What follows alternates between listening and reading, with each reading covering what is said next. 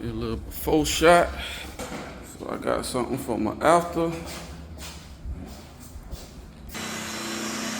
Yeah.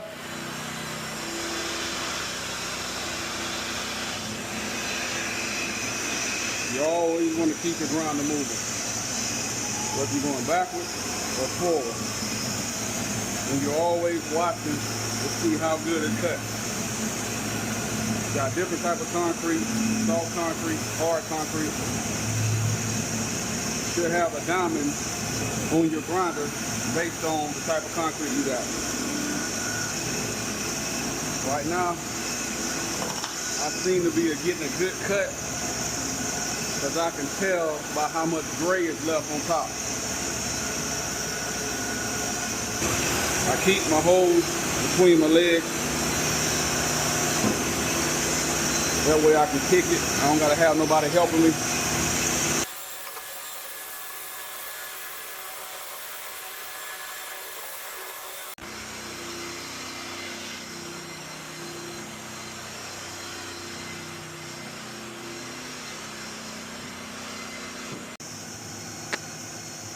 So we like to go through and clean the wall of any cobwebs or anything that would allow dust to stick to it and end up falling later on in the process. So that's important. Dust is not your friend. Next step is the threshold prep. The threshold prep is vital. It is important. So depending on the type of threshold, meaning how the garage and the driveway butt up to each other, is depending on what we do. So right here, this one butts right up to each other. So it's a nice little 1/2 inch plus gap. We go through, we clean it. About the vacuum right here, what I realized that was just dumb.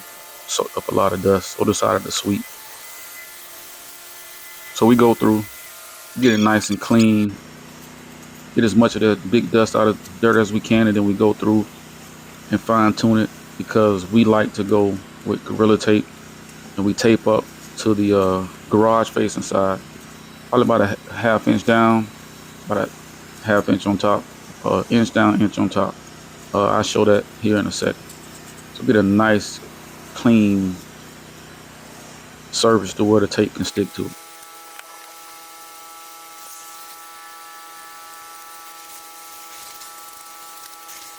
Cleaning it up, getting it right. Okay, so now it's time to apply our Gorilla Tape. We only use a Gorilla Tape for this process because it stick to the concrete good enough to stick and hold, while at the same time gives us enough to where it'll come off pretty easily. So again, it's just basic, simple. So like I said, we go half of the tape in, half of the tape on top. We go across the whole edge, trying not to use pieces of tape, but the whole one single piece. Gotta be careful when pulling that tape. That tape be hard and sometimes it'll pull up what you did, but just go through and get it down nice and smooth. That way you don't have to worry about if any epoxy does get under it, you have that protection all the way across and not a gap to where the epoxy can get through. Finish up, go all the way to your edge, put it down nice and good. Then we tarp. So we got a few tarps that we measured out to be the exact size of a 2-car garage. On average, a 2-car garage is the same size. So we got an oversized tarp, we folded it up, we taped it up, and we keep it on hand. So when we do a 2-car garage, we can pull it out and we can butt it right up, no problems. So here I take blue painter's tape and I just tape the tarp down in spots to the black tape I just put down. Once I get it kind of tacked in place, I'll go back over and I'll put a full strip of blue tape over top of everything. So now you got a nice edge of protection from your epoxy. So 9 out of 10 times it's not going to get under that. And you get a little protection from any spill hazards or whatever the case may be. But be very careful about this because down here in Florida, a lot of people got pavers. A lot of the houses we do, they end up with pavers, and you don't want to mess pavers up. You don't want to mess nobody's driveway up, period. So that's how we approach it. Now this was a little tricky because they ended up moving all that tile and we weren't about to move it again. So now you see Got it nice and straightened out. I typically do it tight enough to where we don't have no wrinkles, because wrinkles equal trip hazard. So on the back side, we take Gorilla Tape again, little strips, as you can see. Put half on the tarp and half on the concrete. We pull it tight so those wrinkles can kind of stretch out a little bit and you can avoid trip hazards. See, I give it a little pull and I lay it down. We go around on all the sides and everything. Because of this particular job, we was actually in the middle of construction. A renovation they was finishing up, so we had to fold this corner right here. I typically don't like to do it, but that pallet was heavy and we weren't about to move it again. So to avoid trip hazards, the main thing is take your time. Any cleats, any issues with the tarp, meaning like you got folds, tape all of it down, because that's going to help you in the long run and avoid trip hazards. Slip, trips, and falls, you don't want to deal with that. So it's a tedious job, tedious process, but you do it right, it'll pay for itself every time. So as you can see, I'm gonna take that down, and we use the black tape just so when the wind blow, you don't got to worry about it coming up. The wind is not gonna blow it up. Even though this was a one-day job, on typical jobs, I leave it down for 2 days at a time. So as you can see, I'm about to tape over that edge to prevent a trip hazard. So I'll go around, simple, not too complicated.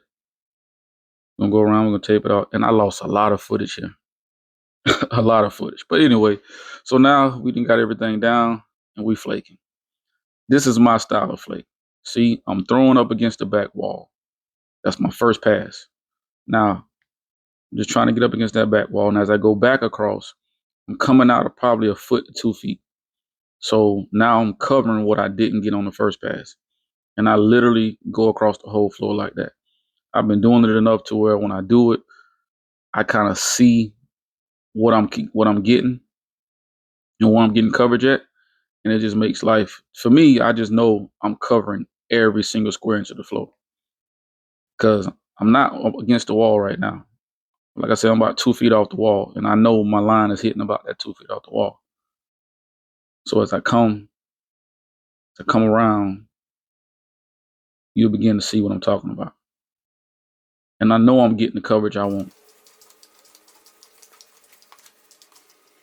And what I notice with lighter colors, I always go around and throw around the edge first. For me, that just tend to work. Go around the edge first. So we just tossing. Then I'm gonna turn around, and then I'm gonna hit it from this way in a second. Yep, I'm gonna go across the edge. So now I'm gonna throw to the edge of the garage. Most of it gonna go out of the garage, but that's okay. I'm gonna throw it to the edge of the garage. I'm gonna make my pass, and like I said, I'm gonna back up, and then my next pass going back to the left, I'll probably be about 2 feet off of what I just did. And I know from just my experience, I get a nice clean coverage almost every time. And I still got two buckets left, which is perfect. I got a nice coverage right now. And now I can go through and what I call season the flow. For all you cooks out there, you know how you throw a little season on something? That's what I do. I literally walk the whole floor. Now I'm not doing this on a huge job, but on the garage, this is what I'm doing. I walk through and I just season. I make sure I'm not leaving any area of this garage untouched. So we just go through. It's tedious, but from my experience, I know I don't have any bare spots doing this process. This plus the next step that I do. My next step is probably overkill, but like I said, it tend to work for me, so I'm not gonna change it. We go through the whole flow step by step. Most times and I'm using fast cure. That's what we gotta understand. I'm using the fast cure epoxy right now, and I still got all this time. So going through season and flow step by step, overlapping everything we did, making sure we're not missing anything. Now, this is just a regular roller, 18-inch roller, and I put blue tape on it. And I literally just let the weight of the roller go over the floor. And all I'm doing is pushing all those flakes down into the floor. Say what you say. I mean, everybody got their own little thing that they do. For me, ever since I started doing this, I have not had bare spots on the floor. Because even after all my careful flaking, I will still end up sometimes with bare spots. So I begin to do this, and I'm not pressing down super hard. Just let the weight of the roller push those flakes down into that epoxy. And like I said, I got a lot of flakes, so it's not like the epoxy taking over. It's just doing its thing. In this, I just put a scraper, putty knife on the edge of a stick with some tape, and I just go through and get all those excess flakes, excess flakes, excess flakes out of the expansion joints. So when I'm done and I scrape, I don't got to go back through this. Like, I don't got to go back and do this again. It's already good.